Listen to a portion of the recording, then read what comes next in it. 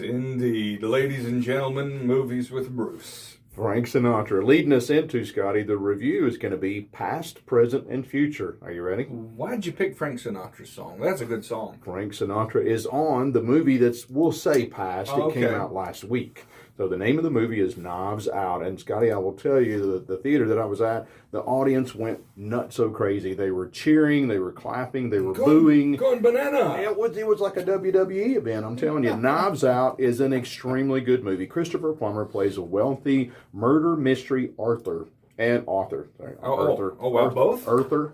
Maybe he's an Arthur. Yeah, so three anyway, the name is Harlan Thrombey.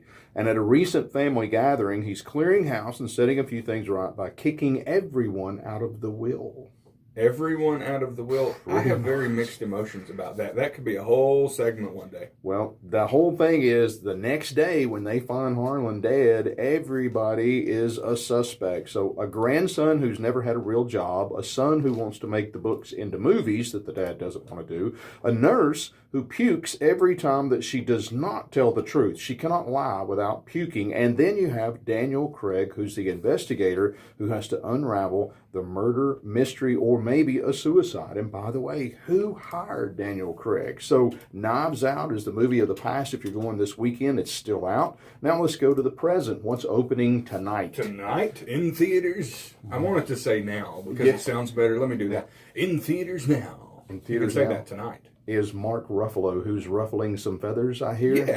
He's made a lot of money, and he thinks capitalism is bad now. Yeah, well, he's in a movie tonight. It's opening tonight. It's a riveting movie on the DuPont Corporation poisoning an entire town. Ruffalo is joined by Anne Hathaway, Tim Robbins, Bill Camp, and Victor Garber.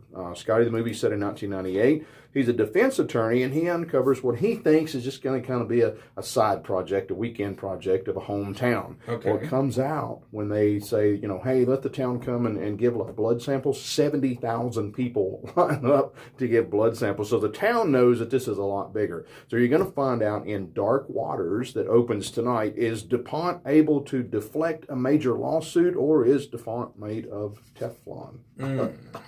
Dark Waters.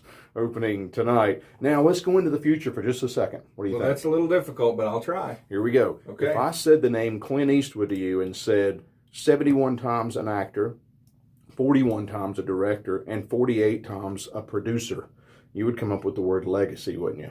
I think that's a solid description of that one. I wouldn't go with hero or mentor for me, but I would go with that's a legacy. That's where we're going to go next. Funny you'd mention it. Richard Jewell opens on December the 13th. This concerning the 1996 Olympic bombings. If you remember, Jewell discovered one of 3 bombs that had been set out, and he was hailed as a hero for the moment. Dun, dun, dun, dun, dun, dun. Remember what happened when the media got a hold of this? Olivia Wilde is in this movie. Sam Rockwell looks like he plays another great part. You might remember Sam Rockwell from The Green Mile. John Hamm. Kathy Bates plays the mother in it. Yep. Still at it? Yep. I love her. Paul Walter Hansen plays Richard Jewell. There are, however, Scotty, some questions surrounding Jewell and his motives and his knowledge and his whereabouts. So once the media gets a hold of this, they turn it into a media frenzy, and all of a sudden, Richard Jewell goes from a hero to a zero. He Doesn't becomes take long. crime suspect number 1. I've noticed almost nobody is exempt from local news coverage. Apparently not. When you step in it. And you can eschew it so quickly. So this movie is going to come out next week. It's opening on the 13th. And we're going to see if Richard Jewell is a true hero. So next week we're going to find out in another, what I would have to consider an instant classic just because it's a Clint Eastwood. No. You're putting your reputation on the line by saying that. What if this thing comes out and has a 4? It may do it, but I think it's an interesting subject, and I like movies like that deal with something of the past and put those things together. I like movies like that. On Facebook at Movies with Bruce. Yep. Bruce, thank you. And I actually spent a little time with Christmas movies this week. Did you really? Yes. Oh. Yeah. You do those things when you're in a relationship and all that.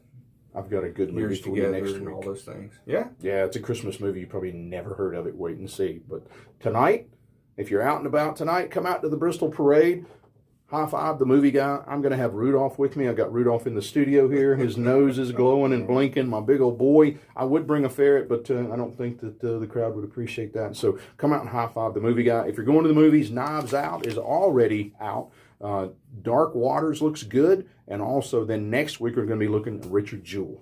Thank you very much, Bruce. Have a good time at the Bristol Christmas Parade. You with the Clydesdales and with Rudolph. Rudolph, baby.